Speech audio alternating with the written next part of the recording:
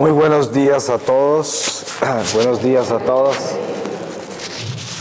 Le damos gracias a Dios por la bendición de reunirnos en este día de retiro, aquí en San Juan, Argentina. Y voy a comenzar con una reflexión sobre el arte de saber vivir. Este es un tema sobre el cual he escrito un libro, pero en este momento lo estamos editando todavía, pero entonces, ¿me pueden escuchar bien atrás? ¿No? ¿Habrá forma de subir el volumen al micrófono? ¿De algún lado? Porque yo aquí no me puedo acercarme más, me tocaría morder el micrófono. Bueno, de todas maneras, este tema del arte de saber vivir, pues el título solo lo explica. Voy a comenzar con una lectura de la palabra para que nos guíe el Espíritu Santo en esta reflexión. Epístola a los Efesios, capítulo 2, versículo 1. Dice: la salvación en Cristo, don gratuito.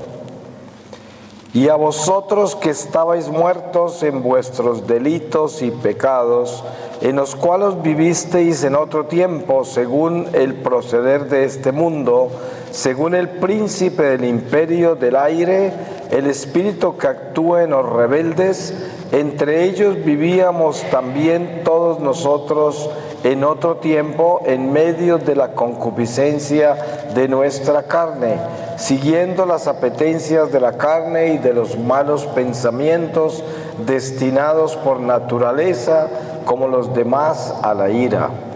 Pero Dios, rico en misericordia, por el grande amor con que nos amó, estando muertos a causa de nuestros delitos, nos vivificó juntamente con Cristo.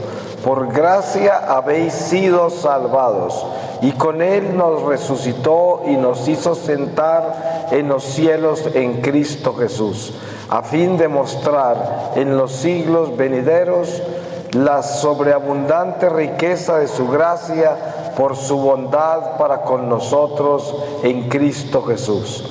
Pues habéis sido salvados por la gracia mediante la fe, y esto no viene de vosotros, sino que es un don de Dios. Tampoco viene de las obras, para que nadie se gloríe. En efecto, hechuras suyas somos, creados en Cristo Jesús, en orden a las buenas obras que de antemano dispuso Dios que practicáramos. Palabra de Dios. Pues partiendo de esta enseñanza de San Pablo, podemos decir que el verdadero arte de saber vivir parte del conocimiento de que todo es gracia. Nosotros no alcanzamos nada por nuestras propias obras. La salvación no se consigue por méritos. Nada se consigue por méritos. Todo lo nuestro es adquirido por gracia de Dios. Ahí debe comenzar verdaderamente nuestra relación con la vida, con Dios, con el prójimo, para que seamos humildes, para que no nos gloriemos, como dice San Pablo, de nada de lo que somos, ni lo que hacemos, ni lo que alcanzamos, ni lo que aspiramos, sino que nosotros vivamos con una conciencia equilibrada, comprendiendo que no es así nomás, de que yo me edifico en mi propia vida y con eso me merezco alcanzar las metas que me propongo, porque he sacrificado mucho, he trabajado mucho, me he esforzado mucho. Y bueno, es verdad que Dios nos enseña a ser personas que trabajan para construir esta vida temporal y glorificarlo a Él, y glorificarlo a Él en el amor que le damos al prójimo. Es muy bonito cuando uno ve que una persona estudia y y aprende a ser médico, abogado, ingeniero, economista, y en medio de todos estos talentos que desarrolla, lleva en el corazón una voluntad sana y buena en la cual está incluido el prójimo. No está incluido solamente las aspiraciones que tiene de hacer una buena vida, de buscar la prosperidad y de buscar el apoyo de los demás, sino que también está buscando el bien de todos. Y por medio de ese bien de todos que está buscando, se va moldeando de acuerdo al amor de Dios. Lo difícil es que la mayoría de nosotros, y yo me cuento entre ellos porque pues yo estuve alejado de Dios por 33 años en la mejor etapa de mi vida, que fue mi juventud, donde debía haber estado creciendo en Dios, pero me alejé. Y es un desperdicio completo, porque cuando uno está caminando con Dios, todo lo que hace tiene sentido, porque el Espíritu Santo es quien lo guía, y uno no tiene todos esos vacíos como los que yo adquirí y los cuales me toca trabajar con mucha conciencia para llenarlos del amor de Dios, que son los vacíos que producen el vivir solo para nosotros. Ustedes saben que este mundo está construido en islas y cada vez más.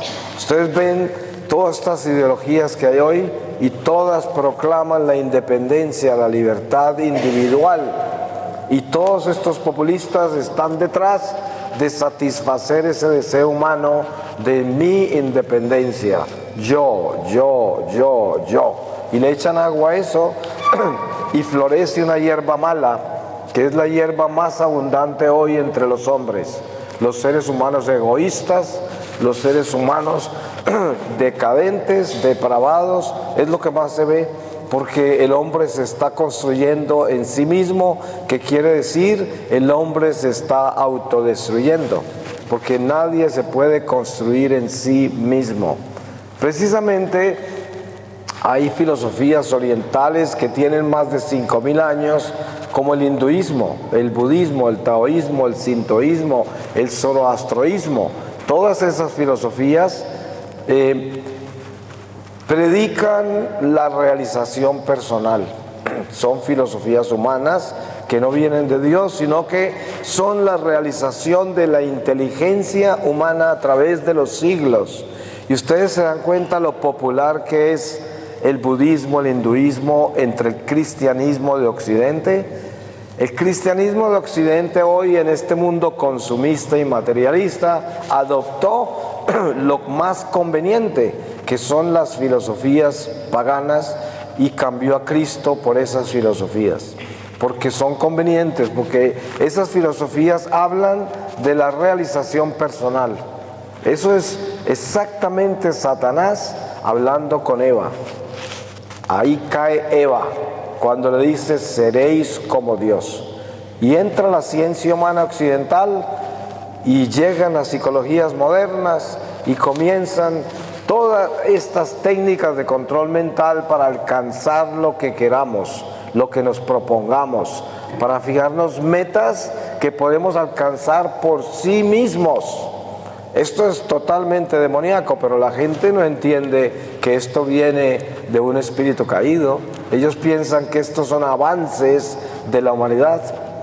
Usted habla con un psicólogo ateo y que está tendido en todas estas terapias de control mental, de autoestimas y realización personal y todas estas áreas, y lo muerden donde usted les diga que eso no tiene sentido, porque esa es la vida de ellos. Además, con eso es que ellos se sostienen, porque con eso controlan a la gente también. La realidad es que no vivimos como cristianos hacia la realización personal. Nosotros como cristianos vivimos hacia la realización de Jesucristo en nuestro corazón. Ahí es hacia ese hemisferio es donde debemos crecer, no hacia la realización personal.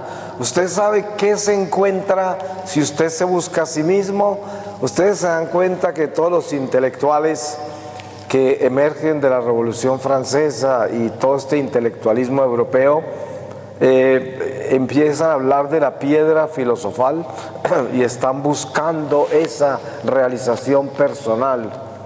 Es muy poético y profundamente filosófico, muy seductor, pero la realidad es que eso es oscuro, porque lo único que encontramos en la realización personal es polvo, barro, porque somos barro y en barro nos convertiremos, y sobre todo si no tenemos el espíritu alimentado, porque seremos unas almas desnutridas que no pueden elevarse por encima del barro el día que dejemos el barro.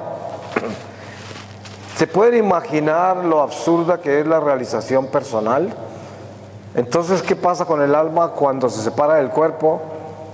¿Qué pasó con ese barro que buscó la realización de su pantano, de su polvo, y el polvo se deshizo y se descompuso y lo enterraron? Entonces, esa realización personal, ¿qué? ¿Se va a quedar anidando en su polvo? Precisamente el arte de saber vivir es conocer nuestra naturaleza espiritual, conocerla. Y la única forma de conocerla es caminando con el Espíritu Santo o con el espíritu del demonio, porque eso también es espíritu. Hay gente muy espiritual que es satánica y ellos andan envueltos con espíritus, pero espíritus caídos. Es más, hay un fenómeno que yo he descubierto a través de los años de misiones por el mundo, que es bien peculiar. La gente que está envuelta en satanismo, esoterismo, ocultismo, en todos esos ismos, es más fácil que una persona de esas entre en el Espíritu de Dios, a que entre un ateo, a que entre un filósofo, una persona que está construida en sí misma, porque el que es satánico, el que es ocultista, esotérico, cree en el espíritu. Está metido con el espíritu del mal, pero conoce el mundo espiritual.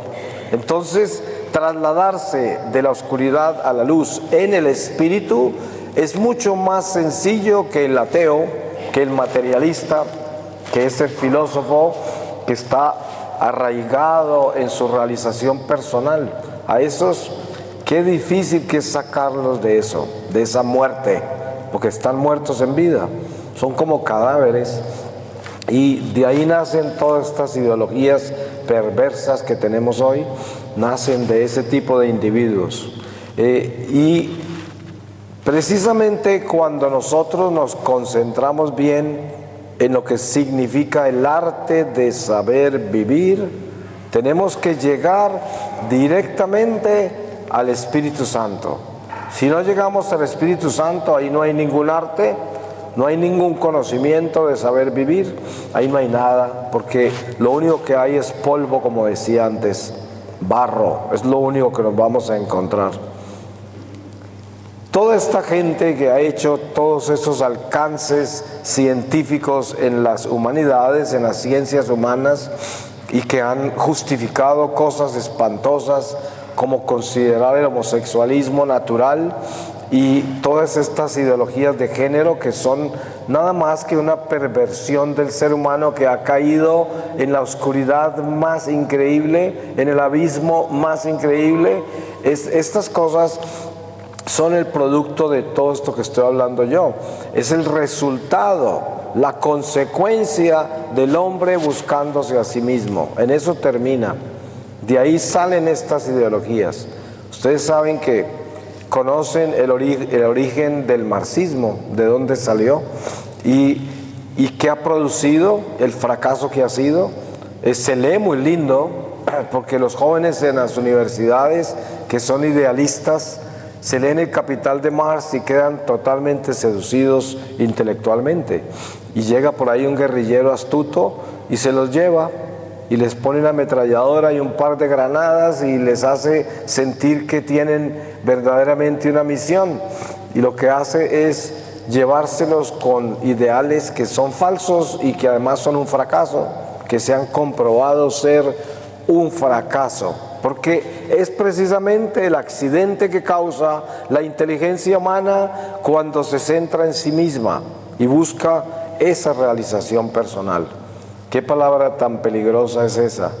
Yo viví 33 años embebido completamente en las filosofías paganas y me creía el superhombre, porque cuando me visitaba mi madre en California y aparecía con con estos sermones religiosos que me decía: si no cambias tu vida, te vas a condenar. A mí no me impresiona tu dinero ni tus éxitos, vas mal.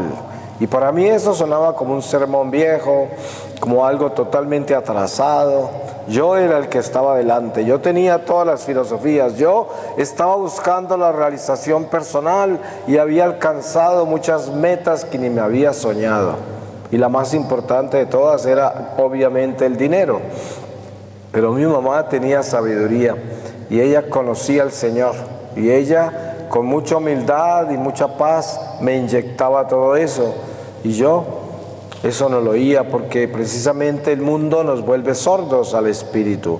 Y cuando somos personas netamente materialistas, intelectuales, racionales, que no estamos abiertos a la voz de Dios, al espíritu, pues estamos sordos, no oímos ni vemos, también somos ciegos al espíritu. Por eso Jesús hablaba misteriosamente en esos términos. Decía: es que no me van a oír ni van a ver. Y por eso decía: el que tenga ojos que vea, el que tenga oídos que escuche. Eso no era un accidente que él dijera esas cosas, porque él sabía que le estaba hablando a una masa de sordos y de ciegos. Y no eran porque eran ciegos y sordos de nacimiento, sino que se habían convertido en ciegos y sordos por su propia voluntad humana, que había sido edificada en sí misma.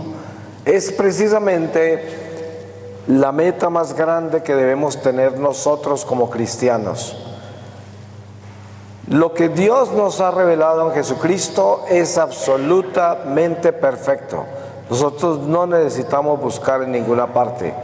Lo primero que tenemos que hacer es aceptar de corazón, sinceramente, con todas las fuerzas de nuestro ser, de que Jesús es Dios. Esto es lo más importante.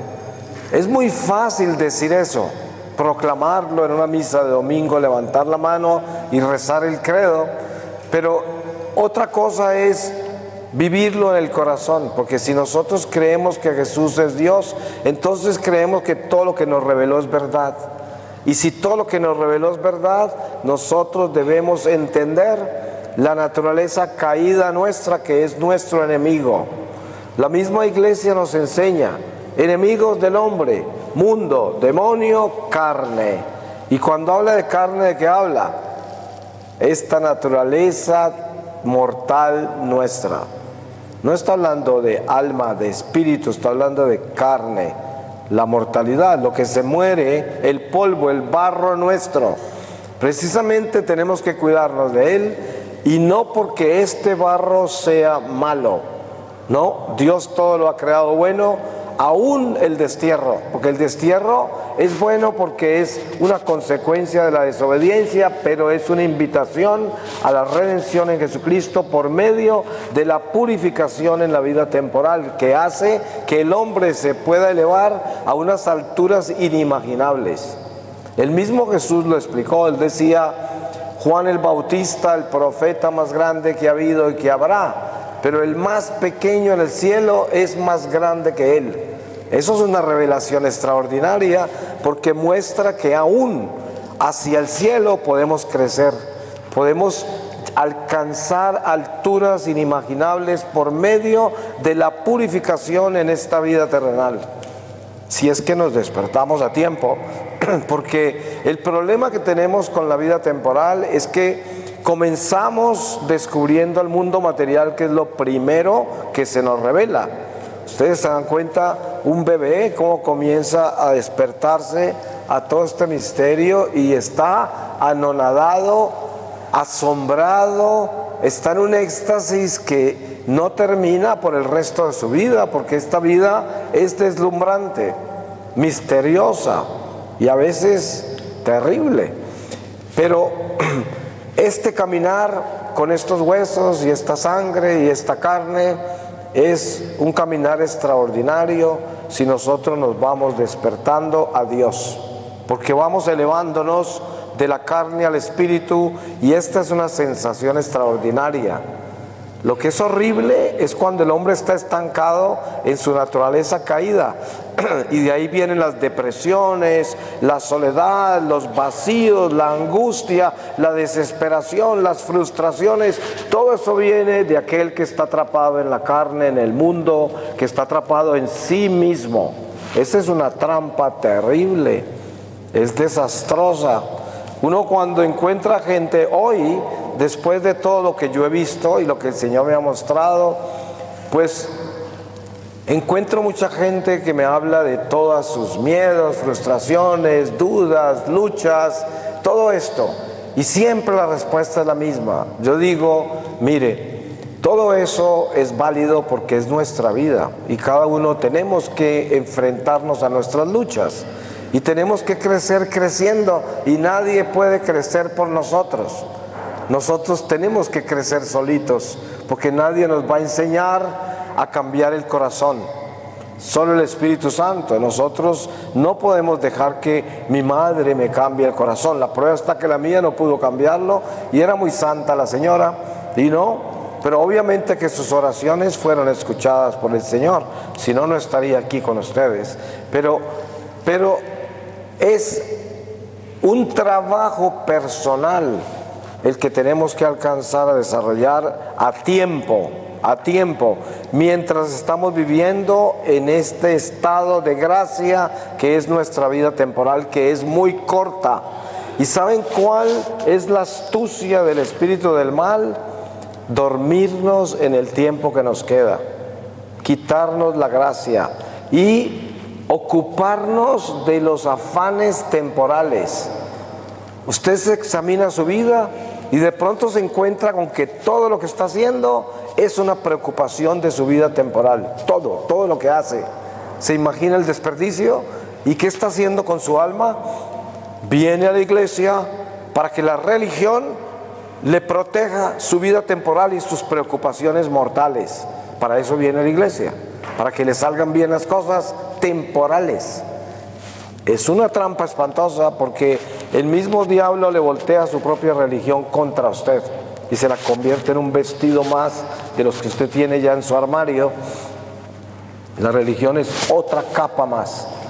Y al despertarnos al espíritu, nosotros comenzamos a darnos cuenta que esto continúa después de la muerte, que esta historia apenas está comenzando, que este es el primer paso en una jornada eterna que nunca terminará. Y dependiendo de lo que hagamos ahora, así vamos a continuar.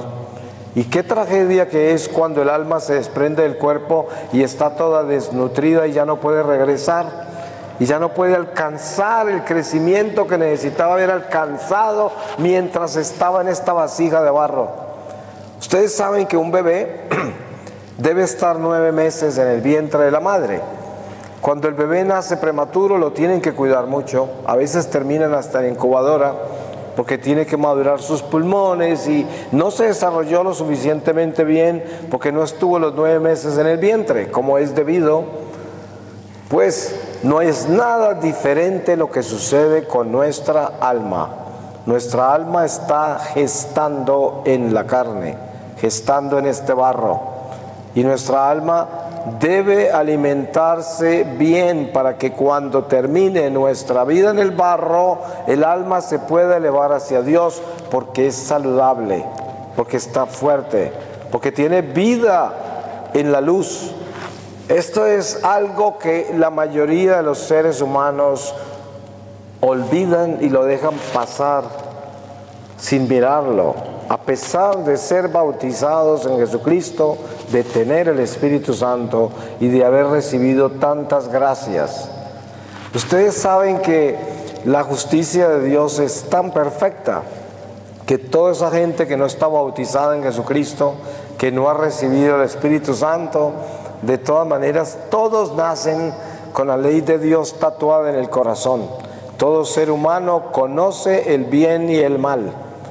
Un indígena en la selva que adora piedras y estrellas, ese indígena conoce el bien y el mal por naturaleza, por instinto, y cuando aparece ante el tribunal del Señor, si vivió hacia el bien, inmediatamente ve a Jesús, lo descubre como su Señor, porque conoce el bien y actuó sobre el bien. Y esto es algo que es justo, es perfecto, porque no solamente aquel a quien se le ha dado tanto es el que recibe tanto, no, al que se le da tanto se le pide más, y eso somos nosotros. A nosotros nos han dado todo, absolutamente todo, y por eso nuestra presentación de la vida, de nuestro libro de la vida ante el tribunal de Jesucristo al final de esta vida, que es inmediatamente morimos, va a ser el encuentro con nuestras obras, y no porque las obras produzcan la gracia de la salvación, como decía la palabra que San Pablo nos dio al inicio de esta charla, no es por mérito, pero las obras sí hacen que nosotros nos construyamos en una relación con Dios y adquiramos luz para estar en presencia de la luz. Ustedes saben que un alma que sale de la carne en la oscuridad porque nunca alimentó su espíritu, no resiste la luz de Dios. Es más, muchas por sí mismas se lanzan a la oscuridad porque no resisten la luz. Ustedes saben que los demonios no resisten la luz, huyen. Por eso los demonios no resisten la oración, no resisten nada que tenga que ver con el reino de Dios. Eso los atormenta, porque ellos viven en las tinieblas y quieren estar en las tinieblas. Es como una rata. Ustedes saben que las ratas salen en la noche generalmente, los marsupiales y los murciélagos, todos esos animales de la noche. Si usted les prende la luz, quedan ciegos y no pueden moverse, no ven, son de la noche, son de la oscuridad. Así son los espíritus del mal, y así son las almas de las personas que vivieron tan solo en función a su naturaleza caída, a la carne, al mundo y al demonio. Y esto es importantísimo de descubrir con claridad en dónde nos encontramos nosotros.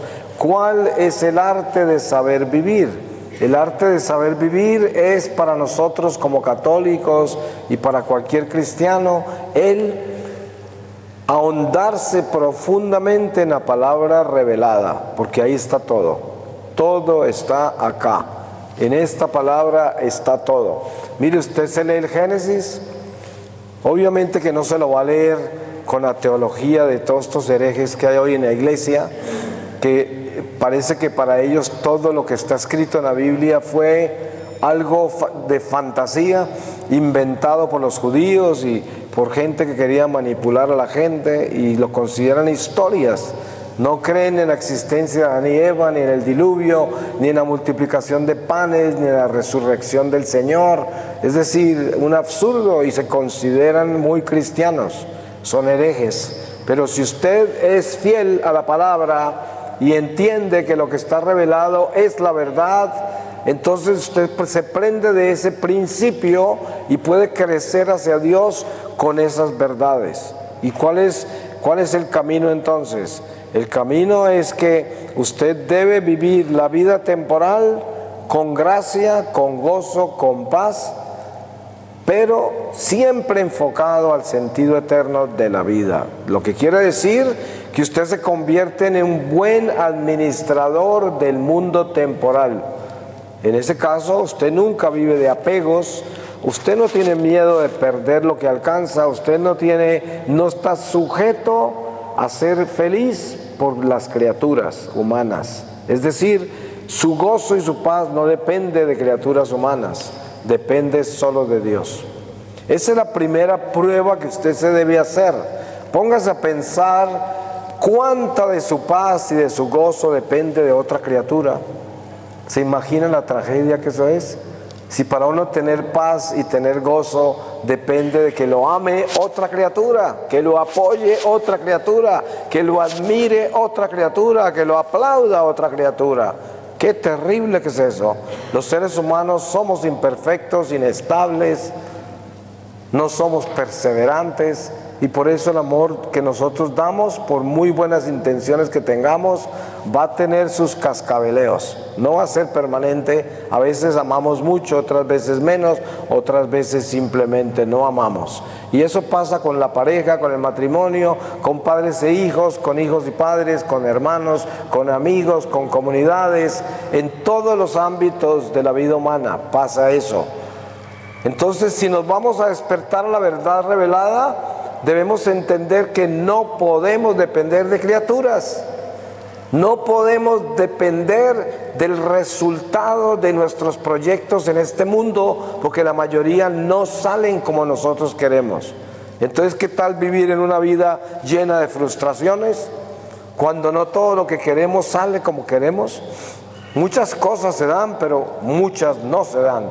Y si dependemos de eso para tener paz, entusiasmo, alegría, entonces estamos muertos, porque eso no es el camino. Eso es terrible. Por eso hay tanta gente frustrada, amargada, confundida, viven esclavos a las terapias de gente que les maneja su vida y les maneja su mente, y tienen que depender de ellos para saber cómo vivir, porque perdieron el norte, perdieron la sabiduría que Dios nos ha dado con el bautismo.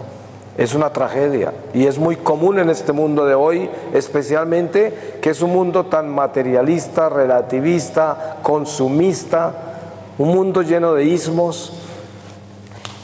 Pero este mundo que acabo de describir es una oportunidad extraordinaria para el que entiende lo importante que es purificarse en medio de todas estas pruebas.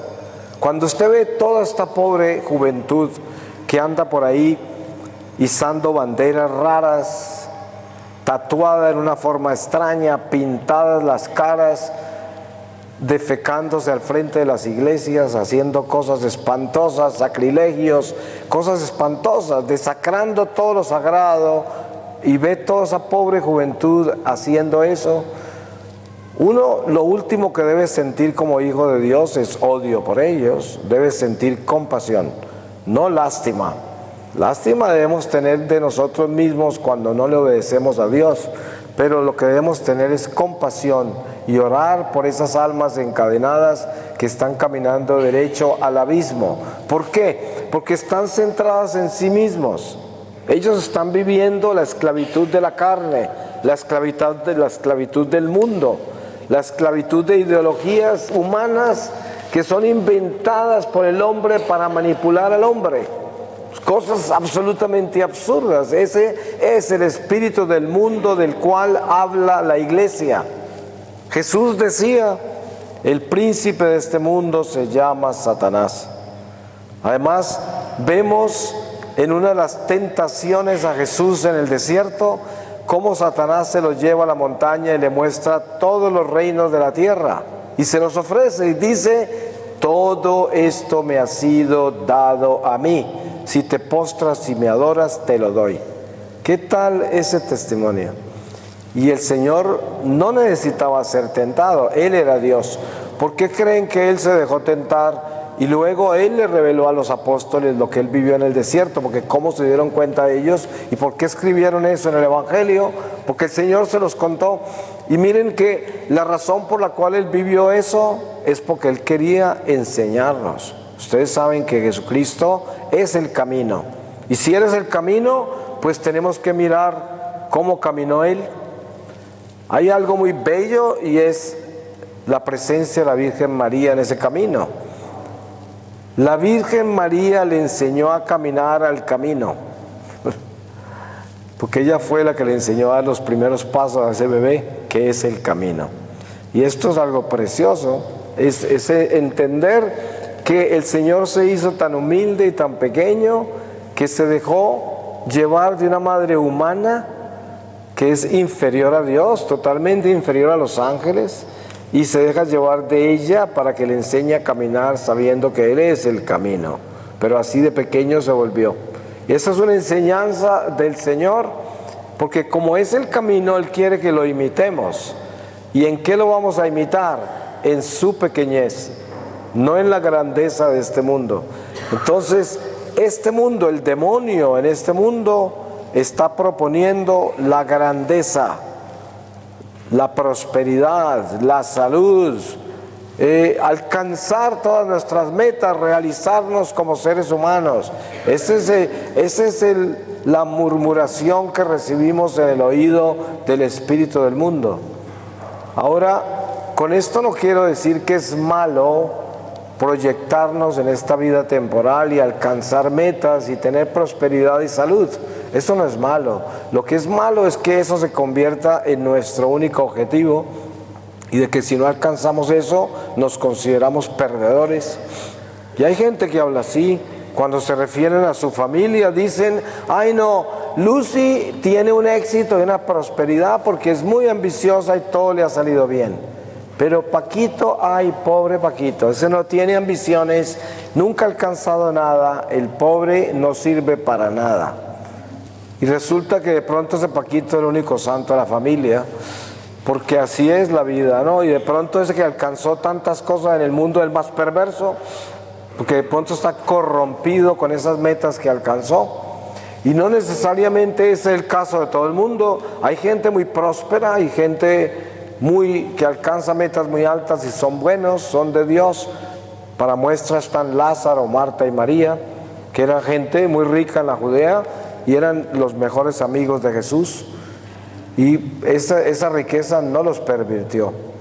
María Magdalena se pervirtió por un tiempo, pero miren ustedes el tamaño de conversión de esa mujer, que es una columna de conversiones de la iglesia, un apóstol de estos tiempos en particular, donde necesitamos nosotros la verdadera conversión, porque hoy el que no se despierta se lo lleva la corriente, como dicen por allá en Colombia en algunas de las canciones: camarón que se duerme se lo lleva la corriente.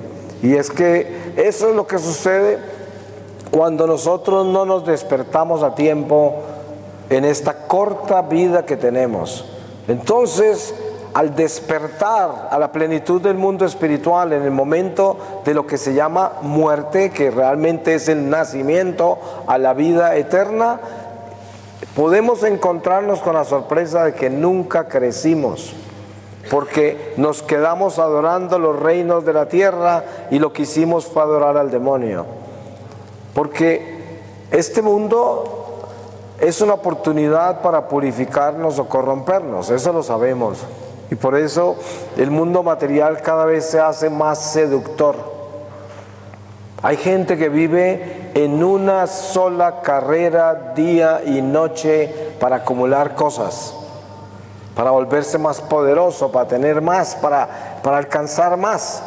Y bueno, hay muchas razones por las cuales una persona se justificaría hacer eso, porque está buscando la prosperidad, el beneficio de su familia y sobre todo si tiene buenas obras para la iglesia, para las misiones. Si tiene un corazón así, pues se justifica la carrera. Pero si la persona solamente está corriendo para alcanzar, acumular, eso ya es un problema, porque entonces en medio de eso el alma está atrofiada, el alma no está creciendo su velocidad y sus afanes, eso sí está creciendo y cada día aumenta más, porque la ansiedad y el deseo desordenado de las cosas materiales es un vacío que no tiene fondo, eso nunca se llena. Ustedes se dan cuenta que hoy hasta los más millonarios se consideran pobres, porque siempre aparece uno más rico que ellos. Ya no hay límites de las riquezas que hay humanas.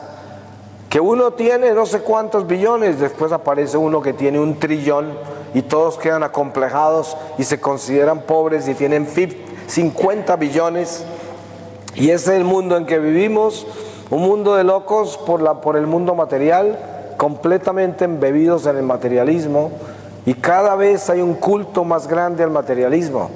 Las revistas que más se venden es las revistas de los 500 más ricos, porque la gente adora a esa gente y la considera como héroes. Y la mayoría de esos ricos que están en esas revistas viven una vida espantosa, espantosa. Y cada rato escuchamos la noticia que se murió uno de ellos. ¿Y qué? ¿Qué sucedió? ¿Qué se llevó? ¿Qué pasó con toda esa riqueza? Esa riqueza se la quedan peleando quién sabe cuántas personas, y lo que dejó fue problemas con la riqueza que acumuló. Y eso es lo que siempre sucede, con algunas excepciones. Yo conozco testimonios hermosos de gente que se volvió muy rica y de pronto, antes de morirse, cubrió obras de la iglesia extraordinarias en su testamento. Y esas son cosas muy bonitas. Yo conocí la historia de una señora, que esto fue en Colombia, que era muy rica y tenía 4 hijos. Y entonces el esposo ya había muerto, y esta señora era una señora muy buena y no era una persona, no era religiosa, o sea, era una persona católica muy fiel, pero no padecida de ninguna religiosidad. En otras palabras, no era una persona rezandera, sino que era una persona muy santa. Sí, era una persona de sacramentos, de oración, pero coherente y silenciosa. Y ella detectó las obras más importantes que veía alrededor de ella, de la iglesia, y se las recorrió personalmente a través de los últimos años de su vida. En silencio se las detectó. Siguió algunas misiones, algunas instituciones de caridad, y miró la salud que tenía la institución, las vocaciones que tenía, la solidez de esas vocaciones, y entonces en su testamento dejó el 70% de su fortuna a esas instituciones y el 30% a los hijos. Los hijos se enfurecieron y demandaron el testamento. Y claro, ese dinero que había sido repartido para la iglesia, ellos los querían para ellos. Y a la iglesia no le querían dar nada, a ninguna de las misiones, a nada. Pues se ganaron el pleito, y 5 años después, todos esos hijos se habían autodestruido en la forma más espantosa. Ese mismo dinero los acabó, los destruyó. Y por esa razón la madre no quería dejarles eso. Ella sabía que eso les iba a pasar, y así fue, se destruyeron con eso, se convirtieron en haraganes y gente horrible, y así fue como esa tragedia sucedió, que es algo que yo personalmente conozco, de los tantos ejemplos que hay. Pero en realidad lo más importante de todo lo que nosotros estamos reflexionando acá es que no podemos dormirnos en este tiempo tan corto que tenemos. No podemos. Esta es la campana que tenemos que sonar. Esta campana: despiértate, que el tiempo se acaba. No tenemos tiempo. Y no querrás encontrarte al final de esta vida con un alma desnutrida. Eso no se lo deseo a nadie. Es lo más espantoso que pueda ocurrir. Yo siempre doy el ejemplo del funeral. Cuando hay un funeral, el alma está paradita al lado de su ataúd en el velorio. Ustedes se pueden imaginar el dolor de esa alma cuando ve su familia y amigos, y muchos de ellos perdidos en este mundo, y el alma ya no la pueden escuchar. Ya no pueden comunicarse con ella, ni ella puede hacer nada para cambiar en lo que se convirtió, el resultado de su vida. Y esa alma sufre mucho si se salvó, porque está en la luz y en la plenitud del conocimiento, y de pronto pasando por dificultades y de pronto sentenciada a un purgatorio complicado. Pero lo que más le duele es la gente ciega que está viendo ahí en su velorio, y sabiendo que están perdidos, que no van a cambiar, que no entienden lo importante que es alimentar el alma, y se encuentra ahí toda desnutrida esa alma diciendo: por favor, pidiéndole al Señor por ellos para que se despierten. Es muy importante darse cuenta que cuando uno va a un funeral, está asistiendo a su propio funeral, porque esa es una llamada del Señor que dice, tú eres el próximo. Es que eso es lo que es un funeral. El muerto ya se fue, uno es el que está en camino, y es importante estar conscientes de cómo estamos. Ese es el arte de saber vivir. El arte de saber vivir no se enfoca en cómo estamos haciendo para alcanzar las metas que nos fijamos en este mundo. Ese no es el arte de saber vivir. Ese es parte de la vida temporal. ¿Cómo no? Es bueno planear y bueno alcanzar las cosas que nos proponemos, y es bueno tener éxito siempre y cuando eso no nos robe el alma, siempre y cuando eso sea para glorificar a Dios, para ayudarle al prójimo y para nuestro bienestar y el de la familia. Eso está muy bien, esa es una meta sana, pero lo importante es descubrir que nosotros no nos estamos pervirtiendo con las propias metas temporales, y ahí es donde debemos despertarnos. ¿Cuáles son sus mayores preocupaciones de hoy? Requísese ese corazón y mire a ver cuáles son. ¿Son solo sus afanes de esta vida?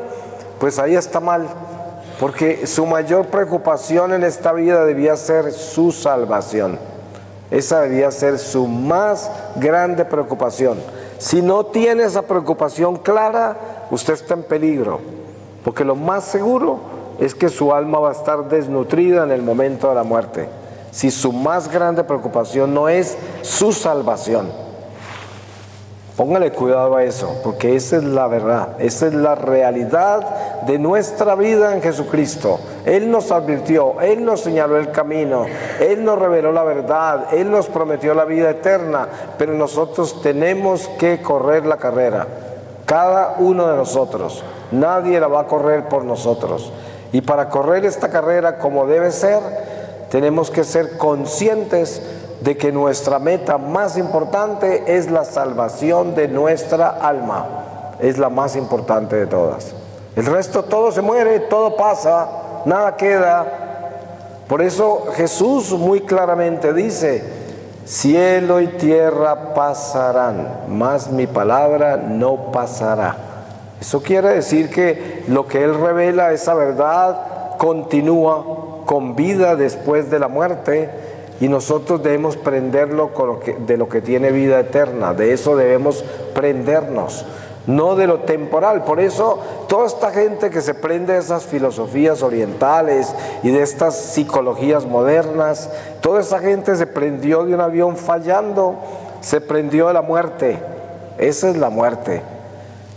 Yo le recuerdo a la gente, cuando usted ve la Pietà, cuando ve la Virgen con su hijo en los brazos que se lo bajaron muerto a la cruz, hay que acordarse de algo. Esa muerte que tiene en sus brazos es la muerte de todos sus hijos, y eso es lo que más le duele a la madre, porque ella sabe que Jesús resucitará. Lo tiene muerto en sus brazos, pero sabe que Él resucitará.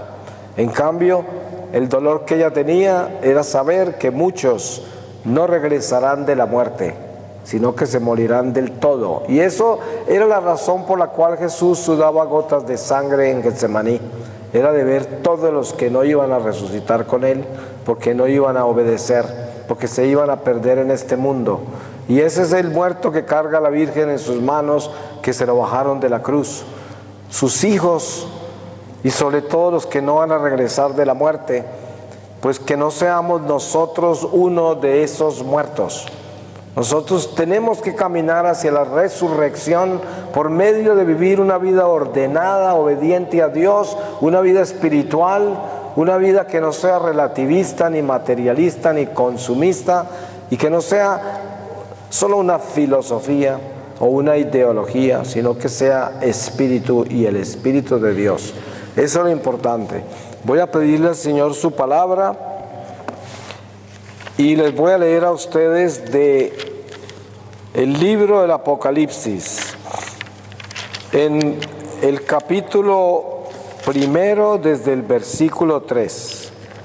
Perdón, capítulo 2, versículo 1. Al ángel de la iglesia de Éfeso escribe: esto dice el que tiene las 7 estrellas en su mano derecha, el que camina entre los 7 candeleros de oro. Conozco tu conducta, tus fatigas y tu paciencia, y que no puedes soportar a los malvados, y que pusiste a prueba a los que se llaman apóstoles sin serlo, y descubriste su engaño. Tienes paciencia y has sufrido por mi nombre sin desfallecer, pero tengo contra ti que has perdido tu amor de antes. Date cuenta pues de dónde has caído, arrepiéntete y vuelve a tu conducta primera. Si no, iré a ti y cambiaré de su lugar tu candelero, si no te arrepientes.